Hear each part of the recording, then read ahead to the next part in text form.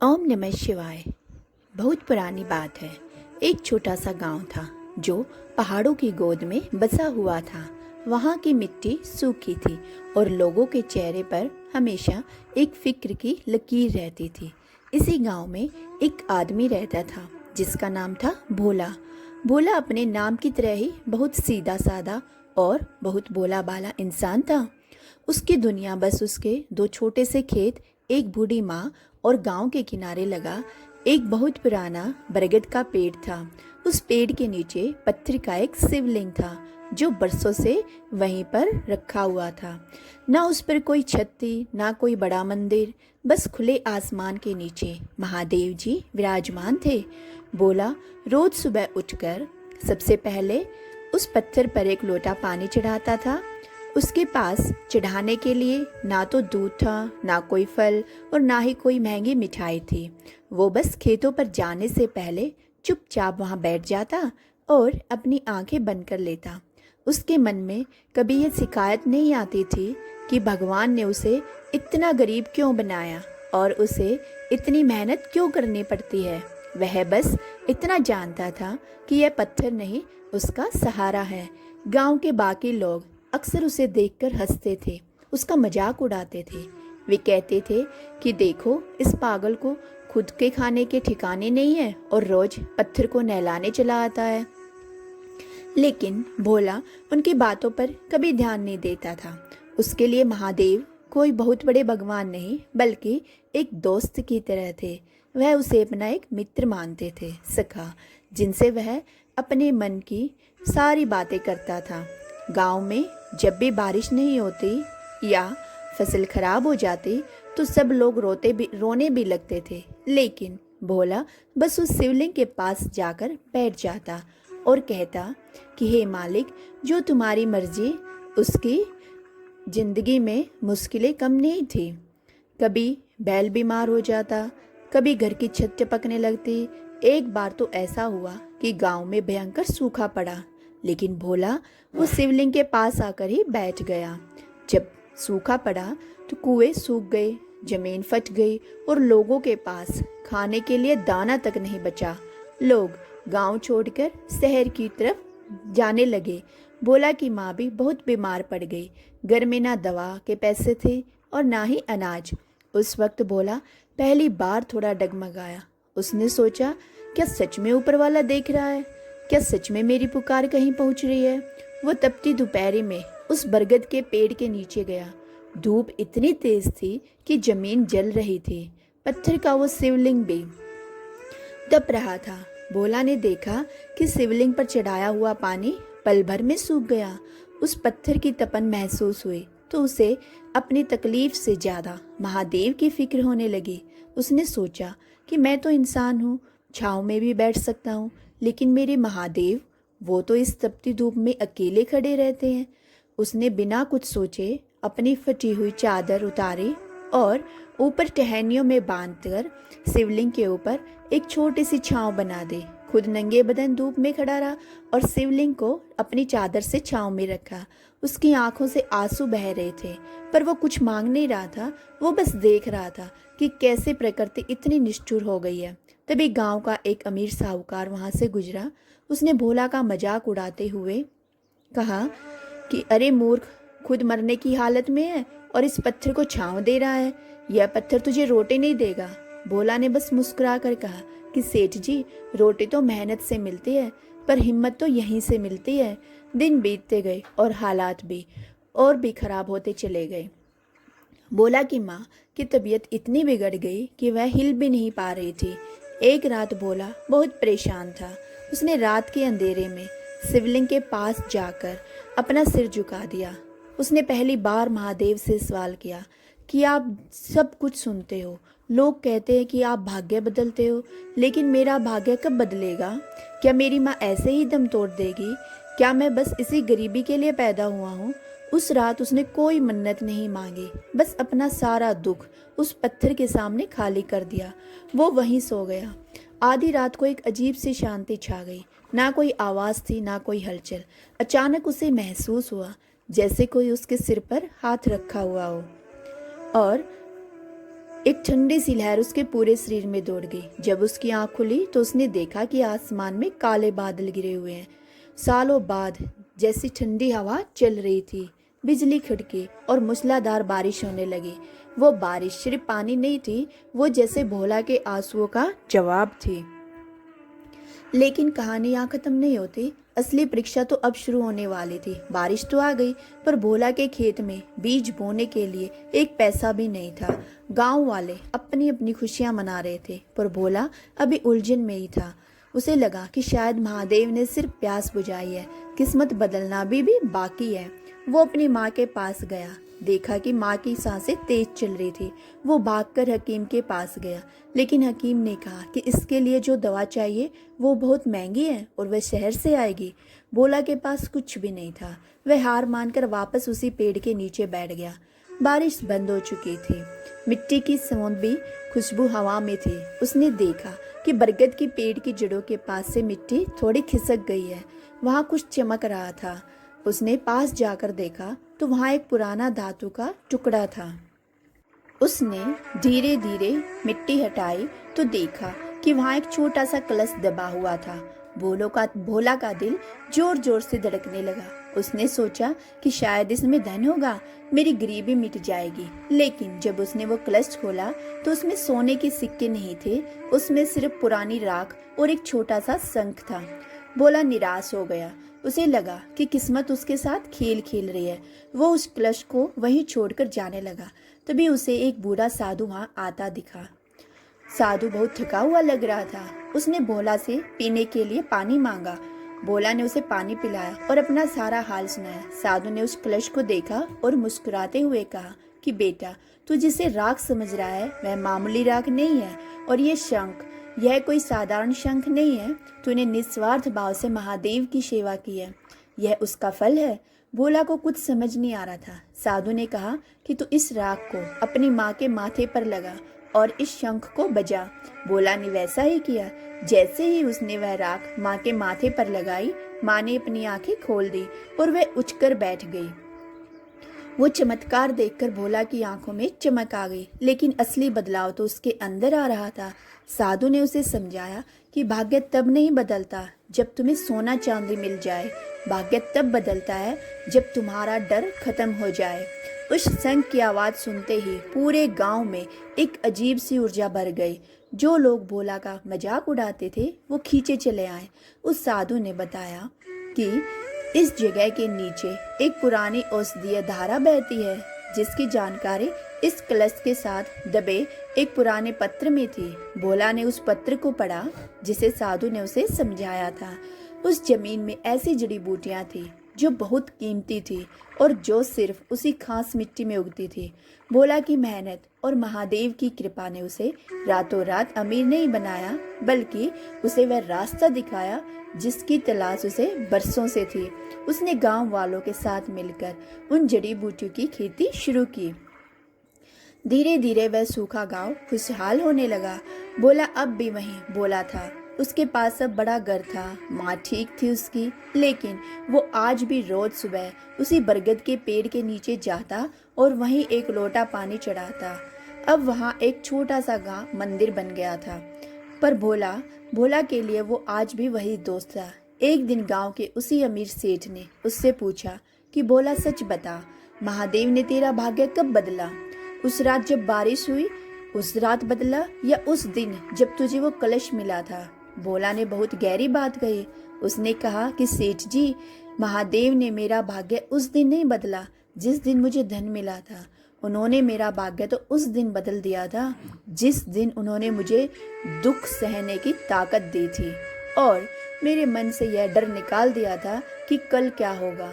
जब मैंने अपनी चादर उन्हें ओढ़ाई थी तब मुझे लगा था कि मैं उनकी रक्षा कर रहा हूँ, पर असल में वह मेरी परीक्षा ले रहे थे कि क्या मैं अपनी सबसे जरूरी चीज भी उनके लिए छोड़ सकता हूँ।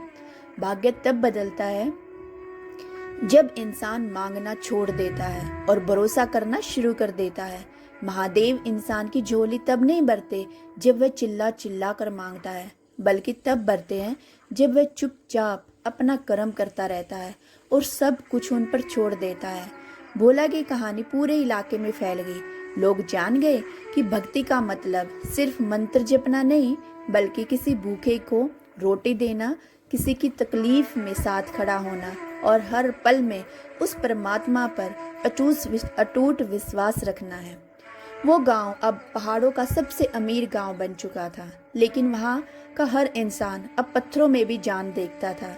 वे जान गए थे कि जब इंसान के आंसू और महादेव की कृपा एक साथ मिलते हैं तो पत्थर से भी सौदा फूट पड़ता है।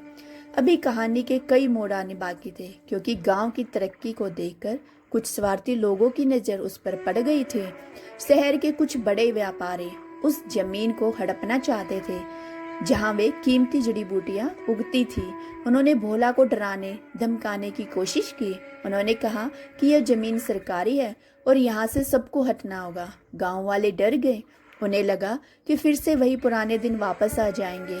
वे सब फिर से उसी बरगद के पेड़ के नीचे इकट्ठा हुए। भोला खड़ा हुआ और उसने सबको देखा। उसने देखा कि लोगों की आंखों में वही पुराना डर है। उसने महादेव की प्रतिमा की ओर इशारा किया और कहा कि जिस मालिक ने हमें यहाँ तक पहुँचाया है, क्या वह हमें बीच राह में छोड़ देंगे? नहीं। उस दिन दोपहर का सूरज सिर पर चढ़ा हुआ था और गांव के बाहर धूल का एक गुब्बारा सा उठा।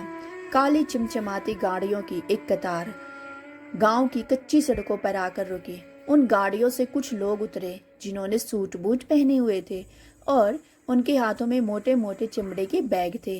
गांव के बच्चे डर कर वह अपनी माँ के पीछे छुप गए और बड़े बड़े चौपाल पर जमा होकर कानाफूसी करने लगे। उन शहरियों का मुखिया एक अधेड़ उम्र का आदमी था, जिसकी आंखों में एक अजीब सी चमक थी, पर वो चमक दया की नहीं थी, वह लालच की थी। उसने सीधे जाकर भोला के घर का दरवाजा खटखटाया। भोला उस वक्त अपनी माँ को खाना खिला रहा था। जब वह बाहर आया तो उस आदमी ने बड़े प्यार से मुस्कुराते हुए अपना हाथ आगे बढ़ाया और कहा कि सुना है तू इस गांव का सबसे समझदार आदमी हो, तुम हमसे एक सौदा करना है। भोला ने सादगी से जवाब दिया कि बाबूजी, हम तो सीधे साधे किसान हैं, हमें सौदेबाजी नहीं आती। उस आदमी ने अपनी जेब से एक कागज निकाला और भोला को दिखाते हुए कहा कि यह इस जमीन के कागजात हैं। सरकार ने यह सारी पहाड़ की ढलान और बरगद के पास वाली जमीन हमारी कंपनी को दे दी है। हम यहाँ एक बहुत बड़ी फैक्ट्री बनाएंगे और बदले में तुम सबको इतना पैसा देंगे कि तुम्हारी आने वाली 7 पुश्तें भी बैठ कर खाएंगी। भोला का दिल एक पल के लिए बैठ गया। उसे पैसे का लालच नहीं था, लेकिन उसे बरगद के पेड़ और उस शिवलिंग की चिंता थी। उसने धीमी आवाज में पूछा कि बाबूजी, अगर यहाँ फैक्ट्री बनेगी तो उस पेड़ का और हमारे मंदिर का क्या होगा? शहर से आए उस आदमी ने जोर से ठहाका लगाया और बोला कि अरे भाई, एक पत्थर और पुराने पेड़ के लिए तुम करोड़ों की संपत्ति छोड़ दोगे? पेड़ काट दिया जाएगा और उस पत्थर को तुम कहीं और ले जाकर रख देना। भोला की आंखों में बिजली सी खोद गई। उसने अपनी फटी हुई धोती को थोड़ा और कसकर बांधा और शांति से कहा, बाबूजी, वो पत्थर नहीं है, वो इस गांव का प्राण है। वो पेड़ हमारे बुजुर्गों की याद है। हम भूखे मर जाएंगे पर अपनी आत्मा नहीं बेचेंगे। वो आदमी गुस्से में लाल पीला हो गया और जाते जाते धमकी देके गया कि कल पुलिस और बुलडोजर आएंगे, तब देखते हैं तुम्हारी भक्ति काम आती है या कानून। उस रात पूरे गांव में चूल्हा नहीं जला था। लोग डरे हुए थे। कुछ नौजवान कहने लगे कि भोला भाई, क्यों ना हम पैसे ले ले, कम से कम गरीबी तो मिट जाएगी। झगड़ा मोल लेकर क्या मिलेगा? रात के सन्नाटे में भोला फिर से उसी शिवलिंग के पास जाकर बैठ गया। चांदनी सी हल्की रोशनी शिवलिंग पर पड़ रही थी। भोला ने कोई प्रार्थना नहीं की, बस चुपचाप बैठा रहा। वो सोच रहा था, क्या वाकई महादेव की यही मर्जी है? क्या वे अपना घर छोड़कर जाना चाहते हैं? तभी उसे गांव के सबसे बुजुर्ग काका की बात याद आई, जो हमेशा कहते थे कि महादेव तब तक नहीं हिलते जब तक उनके भक्त का धीरज नहीं डोलता, उनका विश्वास नहीं टूटता। भोला ने तय कर लिया कि वो पीछे नहीं हटेगा। अगली सुबह जब सूरज की पहली किरण निकली तो गांव वालों ने देखा कि भोला उस बरगद के पेड़ के नीचे मिट्टी खोदकर वहीं बैठ गया। उसके पीछे उसकी बूढ़ी माँ और फिर धीरे धीरे पूरा गांव आकर खड़ा हो गया। दोपहर होते होते शहर से पुलिस और सारे व्यापारी वापस आ गए। उनके साथ बड़े बड़े लोहे के पंजे वाली मशीनें थी, बुलडोजर थे और शोर इतना था कि कान फटने लगे। व्यापारी ने चिल्लाकर कहा, हट जाओ यहाँ से वरना कुचल दिए जाओगे। लेकिन भोला अपनी जगह से टस से मस ना हुआ। मशीन का चालक, जो खुद ही गरीब घर का लड़का था बेचारा, भोला की आंखों में वह चमक देखकर सहम गया। उसे लगा कि वह किसी इंसान पर नहीं बल्कि साक्षात ईश्वर के सामने खड़ा है। उसने मशीन बंद कर दी। व्यापारी चिल्लाने लगा, गालियां देने लगा, उसे मारने लगा। लेकिन वो लड़का मशीन से नीचे उतर आया और बोला कि साहब, मैं नौकरी छोड़ सकता हूँ पर इस पाप का हिस्सा नहीं बनूंगा। तभी एक ऐसी घटना घटी जिसने सबका भाग्य बदल कर रख दिया। उस व्यापारी का फोन बजा। उसका चेहरा सफेद पड़ गया। शहर से खबर आई थी कि उसका इकलौता बेटा एक बड़ी दुर्घटना का शिकार हो गया है और डॉक्टर कह रहे हैं कि अब कोई चमत्कार ही उसे बचा सकता है। वो आदमी जो अभी तक पैसों की अकड़ में था, अचानक घुटनों के बल बैठ गया। उसे लगा जैसे उसके पापों का घड़ा अब भर गया हो। वह भागकर भोला के पास गया और रोने लगा। उसने कहा कि मुझे माफ कर दो, मैंने घमंड में आकर भगवान को चुनौती दी थी। भोला ने उसे सहारा देकर उठाया और कहा कि बाबूजी, माफी मुझसे नहीं, इनसे मांगिए जो सबका हिसाब रखते हैं। भोला ने उस व्यापारी को शिवलिंग की बूटी दी और कहा कि यह ले जाइए और अपने बेटे के माथे पर लगाइए, महादेव सब ठीक करेंगे। वो आदमी रोते हुए वहां से चला गया। 7 दिन बीत गए। गांव में सन्नाटा था। 8वें दिन वही गाड़ियां फिर से आई। गांव वाले डर गए कि शायद इस बार वे और भी गुस्से में आए होंगे, लेकिन इस बार का मंजर अलग था। वह व्यापारी अपनी पत्नी और बेटे के साथ आया था। उसका बेटा बिल्कुल ठीक था। उसने आते ही भोला के पैर पकड़ लिए। उसने कहा कि मैं यहाँ जमीन छीनने नहीं बल्कि इस गांव के लिए एक बड़ा अस्पताल और स्कूल बनवाने आया हूँ, और वह फैक्ट्री अब इस गांव से दूर खाली जमीन पर बनेगी ताकि पर्यावरण को नुकसान ना हो। उसने उस बरगद के पेड़ के चारों ओर एक सुंदर चबूतरा बनवाया और उस कच्चे मंदिर को एक भव्य रूप दिया। अब लोग कहने लगे कि देखो, भोला का भाग्य रातों रात बदल गया। लेकिन भोला जानता था कि भाग्य उस दिन नहीं बदला था जब स्कूल बना या अस्पताल बना। भाग्य तो उस पल बदल गया था जब उसने डरना छोड़ दिया था। महादेव ने व्यापारी के बेटे की जान बचाकर सिर्फ एक जान नहीं बचाई थी, बल्कि उस व्यापारी के मन का मैल धो दिया था और गांव वालों का विश्वास जीत लिया था। अब उस गांव में कोई भी अनपढ़ या गरीब नहीं रहने वाला था। भोला आज भी वही सादा जीवन जीता। उसने अपने हिस्से के पैसे से गांव के लिए बीज और खाद का इंतजाम किया। वो अब भी रोज सुबह उसे शिवलिंग पर एक लोटा पानी चढ़ाता। लोग पूछते कि भोला, क्या अब भी महादेव तुमसे बात करते हैं?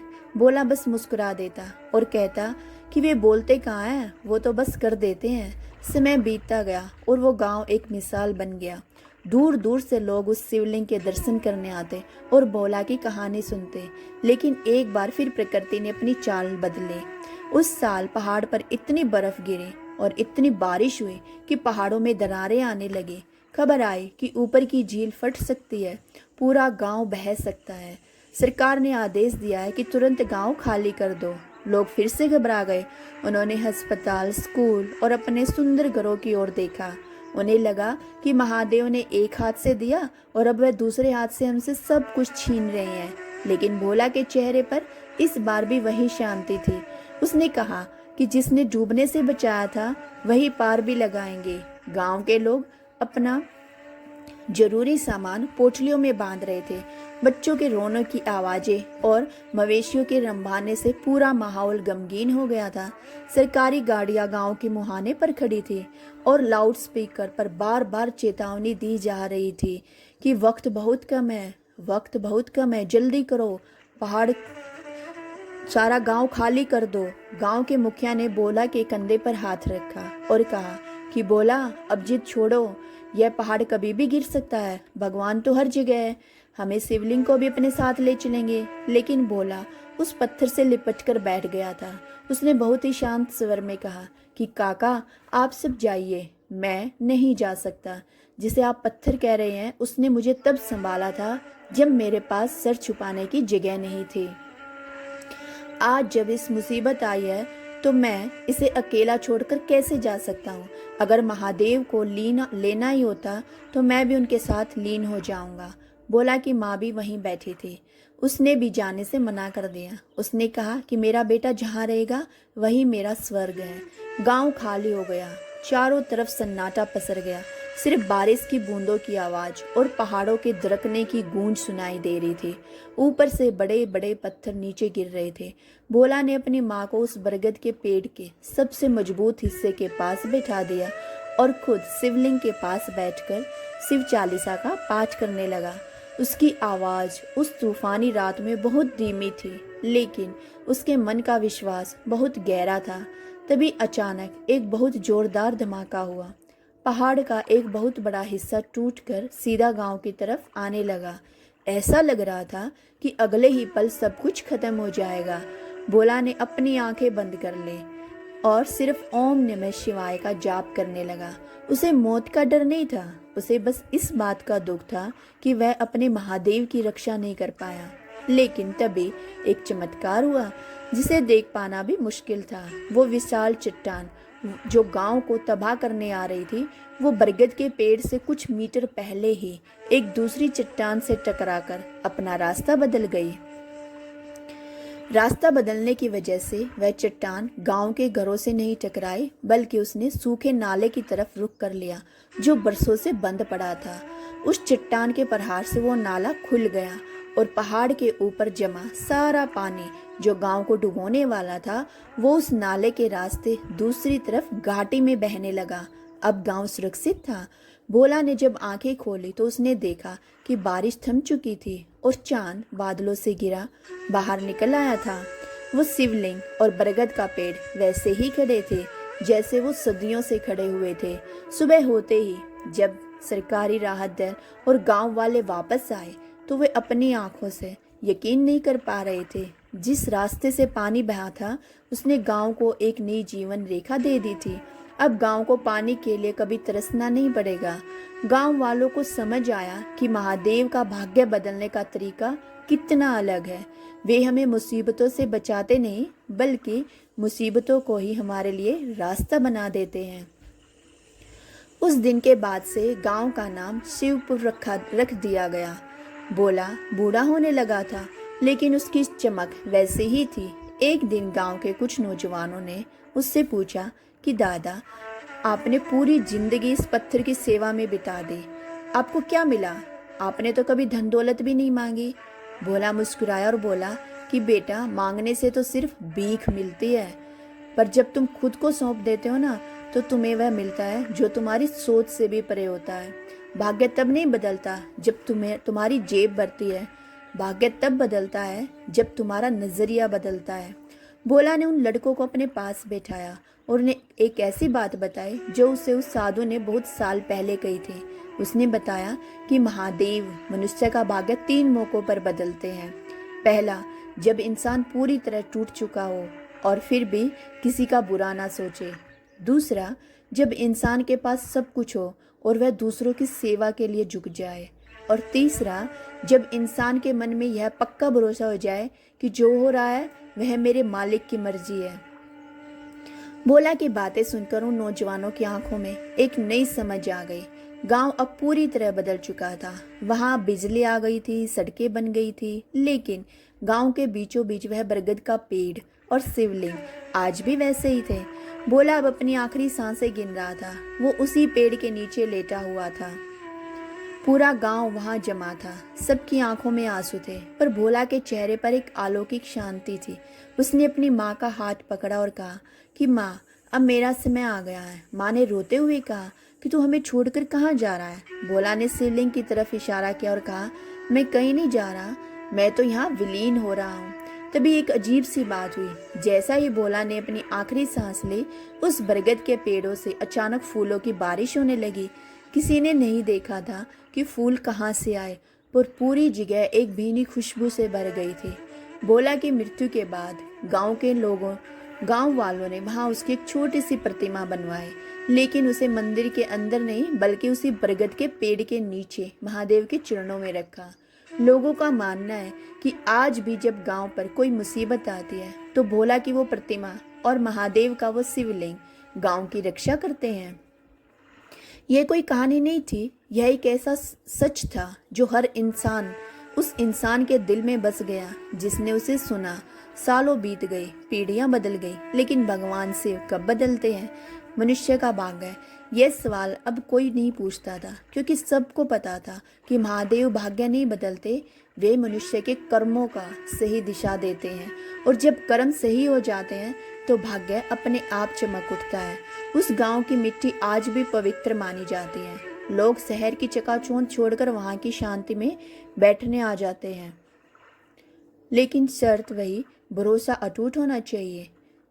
क्योंकि महादेव वहाँ नहीं मिलते जहाँ शोर होता है, वे वहाँ मिलते हैं जहाँ मौन और समर्पण होता है।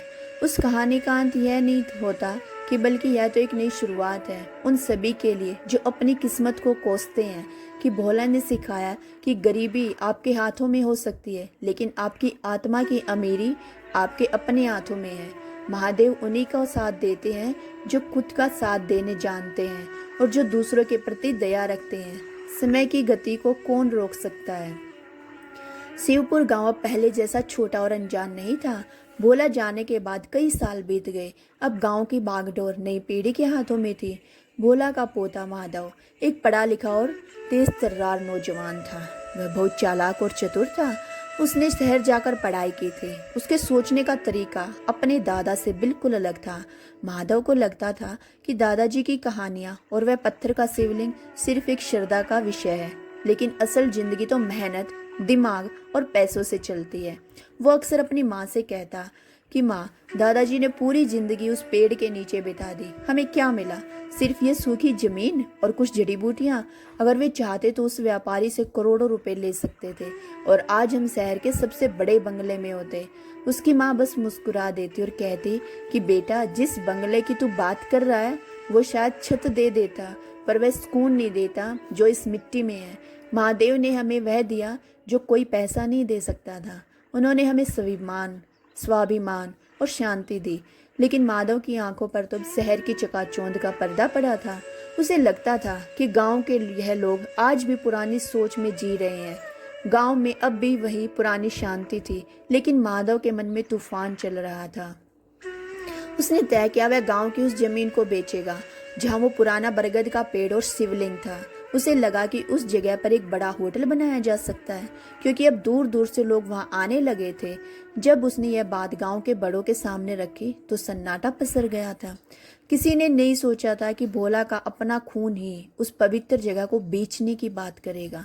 गांव के पुराने बुजुर्गों ने उसे समझाने की बहुत कोशिश की। उन्होंने कहा कि माधव, यह सिर्फ जमीन का टुकड़ा नहीं है, यह तेरे दादा की तपस्या है। यहाँ महादेव का वास है, अगर तूने इसे छेड़ा तो अनर्थ हो जाएगा। लेकिन माधव ने हंसते हुए जवाब दिया कि काका, भगवान तो कण कण में है, वे होटल में भी रहेंगे, हमें आगे बढ़ना होगा। कब तक इस पुराने पत्थर को पकड़कर बैठे रहोगे? उसने गांव वालों की एक ना सुनी और शहर के कुछ बड़े ठेकेदारों से हाथ मिला लिया। जिस दिन वह सौदा पक्का करने वाला था, उस रात माधव को एक अजीब सा सपना आया। उसने देखा कि वह उसी बरगद के पेड़ के नीचे खड़ा है और चारों तरफ भयंकर आग लगी है। वो आग उसे नहीं जला रही थी, लेकिन वो देख रहा था कि उसके दादाजी भोला उस आग के बीच में शांत भाव से बैठे हैं और उनके सामने वही पुराना शिवलिंग है। दादाजी ने माधव की तरफ देखा और सिर्फ इतना कहा कि बेटा, भाग्य तब नहीं बदलता जब तुम अपनी जड़ें काट देते हो। भाग्य तब बदलता है जब तुम अपनी जड़ों को और भी गहरा करते हो। माधव पसीने से लथपथ होकर जाग गया। उसका दिल जोर जोर से धड़क रहा था। उसे लगा कि यह सिर्फ एक बुरा सपना है और उसने इसे नज़रअंदाज कर दिया। सुबह हुई और वो सौदा करने के लिए शहर की ओर निकला, लेकिन रास्ते में उसकी गाड़ी का एक्सीडेंट हो गया। गाड़ी बुरी तरह पिचक गई थी। वह चमत्कारिक रूप से माधव को एक खरोंच तक नहीं आई। जब वह गाड़ी से बाहर निकला तो उसने देखा कि जहां उसकी गाड़ी की टक्कर हुई थी वहां एक बहुत पुराना मंदिर था जो खंडर बन चुका था। वहां भी एक बरगद का पेड़ था, बिल्कुल वैसा ही जैसा उसके गांव में था। माधव को अचानक अपने दादाजी की बात याद आई। वो वहीं बैठ गया और पहली बार उसने अपनी जिंदगी के बारे में सोचा। उसने सोचा कि आखिर मैं क्या पाने की कोशिश कर रहा हूँ। जिस पैसे के पीछे मैं भाग रहा हूँ उसने मुझे क्या दिया है? सिर्फ बेचैनी और डर। उसे लगा कि शायद यह एक्सीडेंट एक इशारा था। उसने वो सौदा रद्द कर दिया और वापस अपने गांव लौट आया। जब वह गांव पहुंचा तो उसने देखा कि लोग मंदिर के पास जमा थे। पता चला कि जिस ठेकेदार से वो सौदा करने वाला था वो एक धोखेबाज आदमी था। उसने कई और गांवों की जमीनें हड़प ली थी। गांव वाले उसे कोस रहे थे। माधव को एहसास हुआ कि अगर वह सौदा हो जाता तो न सिर्फ को जमीन जाती बल्कि पूरे गांव का भरोसा टूट जाता। माधव भागकर उस बरगद के पेड़ के नीचे पहुंचा। उसने शिवलिंग की ओर देखा और उसके आंसू निकल पड़े। उसने पहली बार महसूस किया कि उसके दादाजी जिसे दोस्त कहते थे वो वास्तव में कोई बाहरी शक्ति नहीं बल्कि उसके अपने अंदर का विश्वास था। उसने तय किया कि वह अब शहर नहीं जाएगा। उसने उस जमीन पर होटल नहीं बल्कि एक ऐसा केंद्र बनाया जहां गांव के बच्चे मुफ्त में शिक्षा पा सके और जहां दादाजी द्वारा खोजी गई उन जड़ी बूटियों पर एक और शोध किया जा सके ताकि वे दवाइयाँ दुनिया भर के काम आ सके। उसने अपनी आधुनिक शिक्षा का उपयोग गांव की भलाई के लिए किया। अब माधव को समझ आया कि महादेव मनुष्य का भाग्य कब बदलते हैं। वे भाग्य तब बदलते हैं जब इंसान अपनी ताकत का इस्तेमाल दूसरों को गिराने के लिए नहीं बल्कि दूसरों को उठाने के लिए करता है।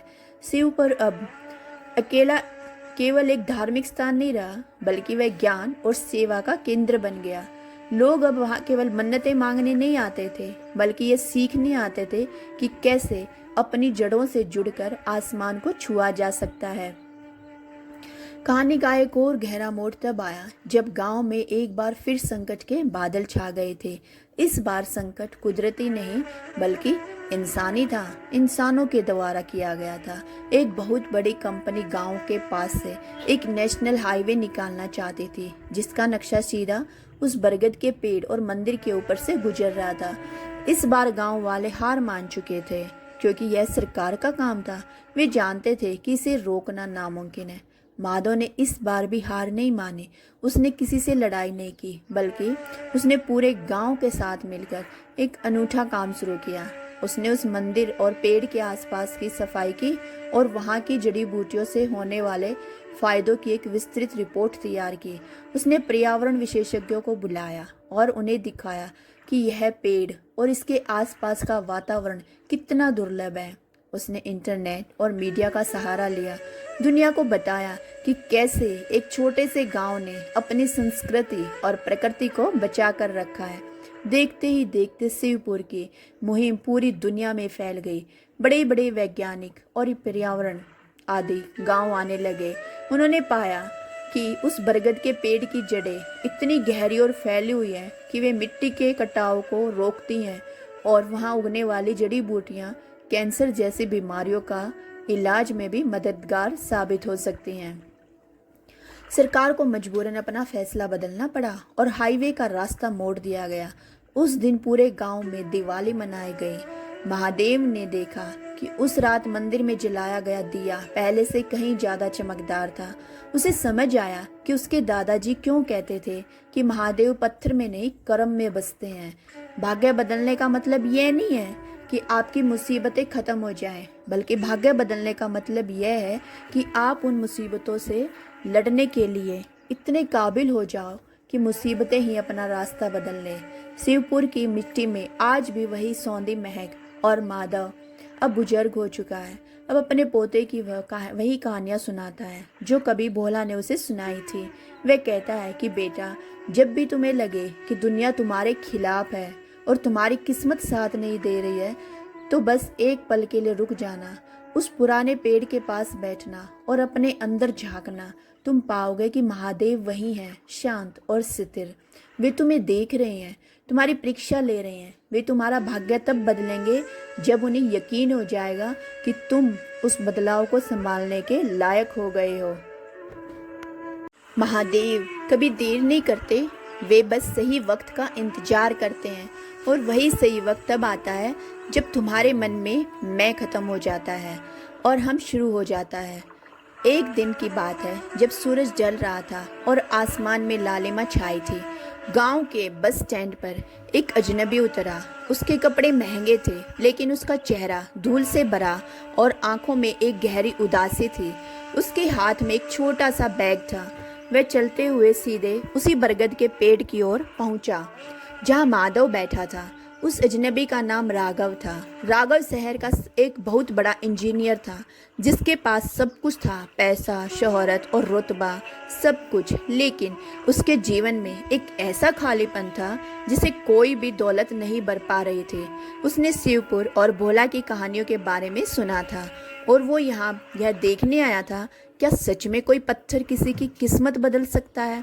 वो माधव के पास जाकर बैठ गया और बिना किसी भूमिका के बोला कि बाबा, मैंने सुना यहाँ भाग्य बदला जाता है। मेरे पास सब कुछ है, पर चैन नहीं है, शांति नहीं है। मेरी रातों की नींद उड़ चुकी है और मुझे लगता है कि मेरा जीवन बेकार है। क्या आपके महादेव मेरा भाग्य बदल सकते हैं? माधव ने शांति से उसकी ओर देखा और मुस्कुराते हुए कहा कि बेटा, भाग्य बदलना कोई जादू नहीं है कि इधर मंत्र पड़ा और उधर सब ठीक हो जाएगा। महादेव तो बस आईना दिखाते हैं। तुम यहाँ आए हो तो कुछ दिन रुको, इस मिट्टी को महसूस करो और इस पत्थर की सेवा करो। राघव को लगा कि शायद उसे कोई बड़ा अनुष्ठान करना होगा, लेकिन माधव ने उसे सिर्फ एक काम दिया, रोज सुबह गांव के उन बुजुर्गों को पानी पिलाना। तो चले फिर नहीं रुक सकते और जो चल फिर नहीं सकते, और शाम को उस पुराने शिवलिंग की सफाई करना। राघव को पहले तो ये बहुत अजीब और छोटा काम लगा। उसे लगा वह इतना बड़ा इंजीनियर होकर यह काम कैसे करेगा, लेकिन उसके मन में एक उम्मीद थी, इसलिए उसने काम शुरू किया। पहले 2 दिन उसे बहुत झुंझलाहट आई, बहुत गुस्सा आया। उसे लगा कि उसका समय बर्बाद हो रहा है, लेकिन धीरे धीरे जब वह उन बीमार और बूढ़े लोगों की सेवा करने लगा तो उसके चेहरे पर एक ऐसी चमक दिखने लगी जो उसने शहर के आलीशान होटलों में भी नहीं देखी थी। वे लोग उसे दुआएं देते, उसके सिर पे हाथ रखते और उसे अपनी छोटी छोटी खुशियां की कहानियां सुनाते। एक शाम जब राघव शिवलिंग की सफाई कर रहा था तो उसने देखा कि पत्थर के एक कोने में एक छोटी सी दरार है, जहां से एक नन्हा पौधा बाहर निकल रहा था। उसने सोचा कि यह पौधा इस पत्थर को तोड़ देगा, मुझे इसे निकाल देना चाहिए। जैसे ही उसने हाथ बढ़ाया, उसे अपने दादा की एक बात याद आ गई जो माधव ने उसे सुनाई थी कि जीवन वहां भी पनप सकता है जहां कोई उम्मीद ना हो। राघव वहीं रुक गया। उसने उस नन्हे पौधे को नहीं उखाड़ा, बल्कि उसे थोड़ा सा पानी दे दिया। उस रात जब वह सोया तो उसे सालों बाद ऐसी गहरी नींद आई जैसे कोई बच्चा अपनी माँ की गोद में सो रहा हो।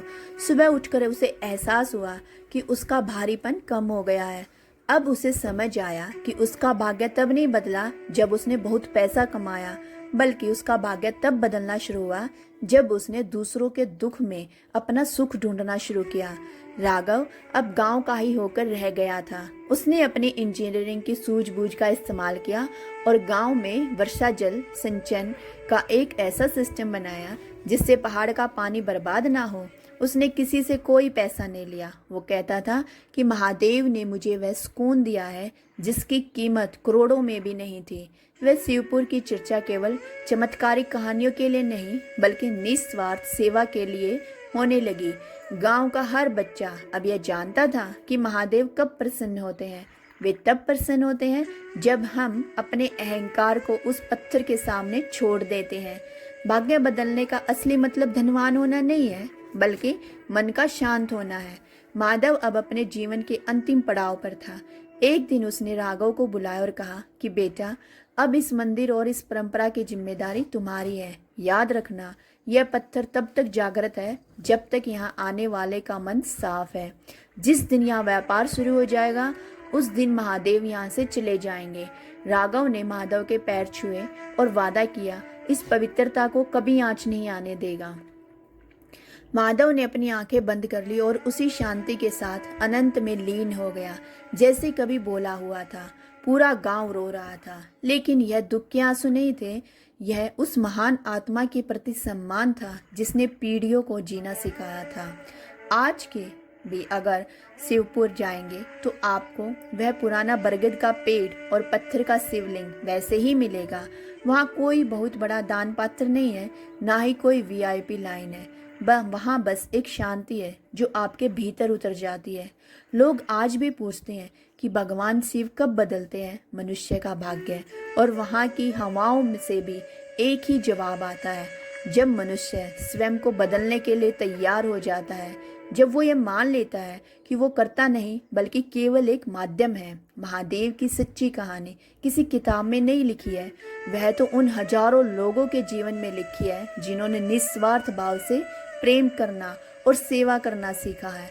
भाग्य का बदलना कोई भारी घटना नहीं बल्कि एक आंतरिक यात्रा है, और शिवपुर उस यात्रा का सबसे सुंदर पड़ाव है। कहानी का यह सिलसिला कभी खत्म नहीं होता, क्योंकि जब तक दुनिया में दुख है तब तक महादेव का सहारा और श्रद्धा की यह कहानियाँ जिंदा रहेगी।